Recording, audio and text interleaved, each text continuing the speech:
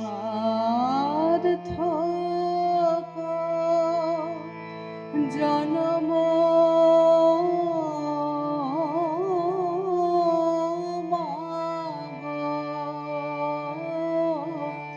সার্থক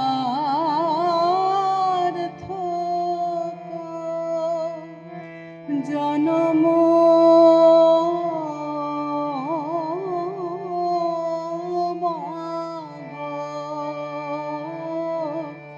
তোমায় ভালোবেসে।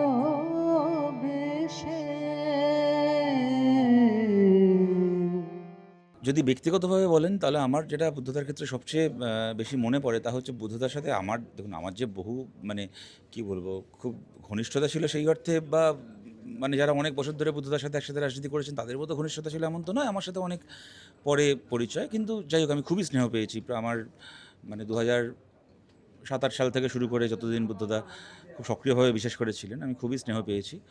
আমার যেটা সবচেয়ে বেশি মনে পড়ে বুদ্ধদার ক্ষেত্রে ব্যক্তিগতভাবে তা হচ্ছে বুদ্ধদার সঙ্গে দেখা হলে বুদ্ধদা কখনো আমাকে প্রথম প্রশ্নটা রাজনীতি নিয়ে করেননি বা কোনো সাংগঠনিক বিষয়ে করেননি। ওনার মানে অবধারিতভাবে প্রথম প্রশ্ন হতো যে নতুন কী সিনেমা দেখলে, নতুন কী গান শুনলে, আর নতুন কোন বই পড়লে, হ্যাঁ, এবং সেই সিনেমা নিয়ে সেই গান নিয়ে আলোচনা। এটা মানে প্রথম দিন থেকে শুরু করে শেষ যেদিন দেখা হয়েছে, এমনকি ভোটের প্রচারের মধ্যেও ধরুন কসবায় এসছেন ভোটের প্রচারে, ওনার সাথে একসাথে র্যালি হচ্ছে, তার মধ্যেও প্রথম প্রশ্ন করেছেন যে নতুন কি সিনেমা দেখলে। তখন একেবারে বিধানসভা ভোট চলছে, প্রচার চলছে, বুদ্ধদা যাদবপুরের প্রার্থী, আমি পাশের কেন্দ্র কসবায় প্রার্থী, মানে ওইরকম একটা হাই এন্ড একটা পলিটিক্যাল কী বলবো সিচুয়েশনের মধ্যেও ওনার প্রথম প্রশ্ন ছিল, তখন উনি রাজ্যের মুখ্যমন্ত্রী, তখন প্রথম প্রশ্ন হতো সবসময় সিনেমা নিয়ে, গান নিয়ে, ইয়ে নিয়ে, তারপরে রাজনীতির কথা বলতেন। আর যদি আপনি বলেন যে রাজনৈতিকভাবে সামাজিকভাবে, দেখুন আমার যেটা সবচেয়ে ইম্পর্টেন্ট মনে হয় বুদ্ধদার ক্ষেত্রে যে বিশেষণটা সবচেয়ে বেশি ব্যবহার করা হয়, আপনারাও করেন, সবাই করেন, যে উনি অত্যন্ত সৎ মানুষ ছিলেন। কিন্তু এখন ব্যাপারটা হচ্ছে দেখুন একজন মানুষ সৎ হবে এটাই তো স্বাভাবিক, তাই না? একজন মানুষ চোর হতে যাবেই বা কেন? কিন্তু এখন চোর হওয়াটা এত মানে কি বলবো কমন হয়ে গেছে, চারদিকে এত চোর যে কেউ সৎ হলেই মনে হয় যেন আর মানে স্বর্গের দেবশিশুকে দেখছি, কিন্তু এরম তো this was never meant to be. তো বুদ্ধদারা এমন মানুষ ছিলেন বা এমন রাজনীতিকে ওনারা রিপ্রেজেন্ট করতেন বা আজও করেন, বিমানদার মতো মানুষেরা আছেন যাদের কাছে সৎ হওয়াটা কোনো অ্যাচিভমেন্ট নয়, ওটাই স্বাভাবিক, ওটাই জীবনশৈলী। মানে সৎ একজন মানুষ হবে, সততার আলাদা করে কোনো অহংকার করার বিষয় নয়, সৎ না হওয়াটাই বরং অস্বাভাবিকতা। তো এইটা আমার মনে হয় খুব সিগনিফিক্যান্ট আজকের দিনে, এবং যে দলই করুক না কেন, যদি কিছু শেখার থাকে বা কিছু আহরণ করার থাকে, আমার মনে হয় এটা আহরণ করার চেষ্টা করা উচিত। শেষ যুদ্ধ জেতার আগে তো অনেক ছোটো ছোটো লড়াই হয়, সেই লড়াই কখনো পিছাতে হয়, কখনো এগোতে হয়, কখনো হাঁটতে হয়, কখনো জিততে হয়, কিন্তু আলটিমেটলি লক্ষ্য হচ্ছে শেষ যুদ্ধ জেতা। সুতরাং নিশ্চয়ই আমরা জিততে চাই। এই লড়াইয়ে পরাজয় আছে, আঘাত আছে, সব কিছু আছে, হোঁচট খাওয়া আছে, কিন্তু উঠে দাঁড়িয়ে সেখান থেকে আবার লড়তে হবে। বুদ্ধদারাও জীবনে এরকম অনেক লড়াই ব্যর্থ হয়ে তারপরে আবার সফল হয়েছেন। বুদ্ধদার যখন যুবনেতা এরকম ঘটনা ঘটেছে, সেই সময় একটা জায়গায় বন্যা হয়েছে, উনি ত্রাণ নিয়ে গেছেন, এবং সেখানে তখন মানুষের এমন ক্রাইসিস যে ত্রাণের জন্য এমন কাড়াকাড়ি পড়ে গেছে, বুদ্ধদারা ত্রাণ নিয়ে গেছেন, ওনাদেরই প্রায় জামাকাপড় ছিঁড়ে দিয়ে মানে রীতিমতো যাকে হেকল ঢাওয়া বলে হতে হয়েছে। কিন্তু বুদ্ধদেব ভট্টাচার্য কেন বুদ্ধদেব ভট্টাচার্য পরের দিন আরও বেশি ত্রাণ নিয়ে সেই জায়গাটায় আবার পরের দিন পৌঁছেছেন সেই মানুষের কাছে, তখন তারা বুকে জড়িয়ে ধরেছেন। সুতরাং মানে এবং যখন এই কাজগুলো করছিলেন তখন উনি কখনো ভাবেননি যে একদিন আমি রাজ্যের মুখ্যমন্ত্রী হব। তখন কিন্তু একজন যুব ফেডারেশন করা একজন যুবক যে বাকি সব কিছু ছেড়ে ঝাঁপিয়ে পড়েছে মানুষের জন্য, সেই বুদ্ধদেব ভট্টাচার্য এই কাজটা করেছিলেন। সুতরাং ফাইনাল জয়ের আগে তো পরাজয় আসবেই, হোঁচট খাওয়া থাকবেই, কিন্তু মানে পড়ে যাওয়াটা ইম্পর্টেন্ট নয়, উঠে দাঁড়াতে পারলাম কিনা সেখান থেকে সেটা ইম্পর্টেন্ট। মানুষ নিজের অভিজ্ঞতা থেকে শেখে, আমি তাদেরকে কুর্নিশ জানাই। খুব যন্ত্রণার মধ্যে খুব বাস্তবতার সম্মুখীন তারা হয়েছেন। এই কথা আমরা যখন বলতাম তোমরা হেসে উড়িয়ে দিতে, তুমি না সাধারণত, কিন্তু আজকে দাঁড়িয়ে মানুষের অভিজ্ঞতা থেকে মানুষ বুঝতে পারছে। এই পরিযায়ী শ্রমিকরা বুঝতে পারছে না এই কথাটা, আনিসের পরিবারের লোকজন বুঝতে পারছে না, এমনকি হরগোবিন্দ দাসের পরিবারের লোকও বুঝতে পারছে। বিজেপি গিয়ে 20 লাখ টাকা দিয়েছে, কিন্তু হরগোবিন্দ দাসের হয়ে বিজেপি কোনো এখন পরিবারের হয়ে কোনো উকিল দেয়নি। তাহলে যারা প্রসিকিউটর, পাবলিক প্রসিকিউটরও তৃণমূল সরকারের, আর ওই পরিবারের উকিলও পুলিশ দিচ্ছে। শুভেন্দু দুদিন হেফাজত নিয়েছিল, এখন আবার তারা পুলিশের হেফাজতে আছে। তাহলে এটাকে একটা বিজ্ঞাপন বেরিয়েছিল কদিন আগে, অনেক দিন আগে, বড় বড় হোর্ডিং ছিল যে আমার সেটিং হয়েছে, তোমার কি হয়েছে।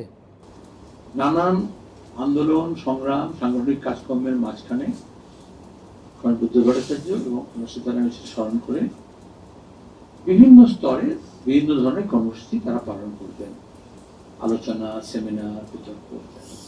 আমরা কেন্দ্রীয়ভাবে নন্দন, যেটা আমাদের সাহিত্য এবং সংস্কৃতি সম্পর্কিত পত্রিকা,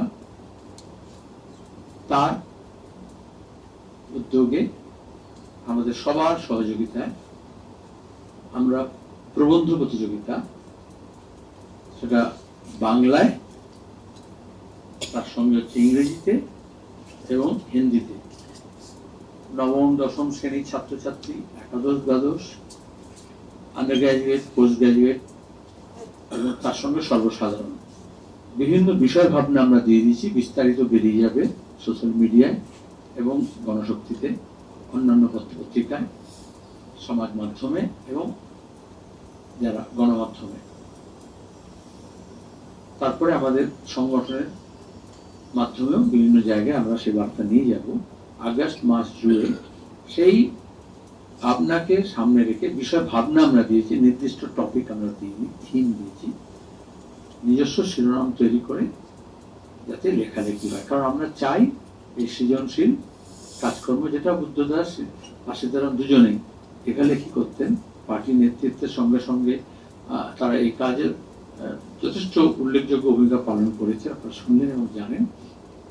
নতুন প্রজন্মের মধ্যে তাদের সুকুমার বৃত্তিগুলো যাতে আরো বেশি প্রস্ফুটিত হয় এবং সৃজনশীলতার মধ্যে তারা যাতে তাদেরকে মেলে ধরতে পারে এবং আজকের সমকালীন সমাজ সম্পর্কে, রাজনীতি সম্পর্কে, অর্থনীতি সম্পর্কে তাদের যে ভাবনা চিন্তা আছে, আজকে যখন গণতন্ত্রকে সংকুচিত করা হচ্ছে তখন তারা যাতে নিজের কথা বলতে পারেন, লিখতে পারেন, সেটা উৎসাহ দেওয়া।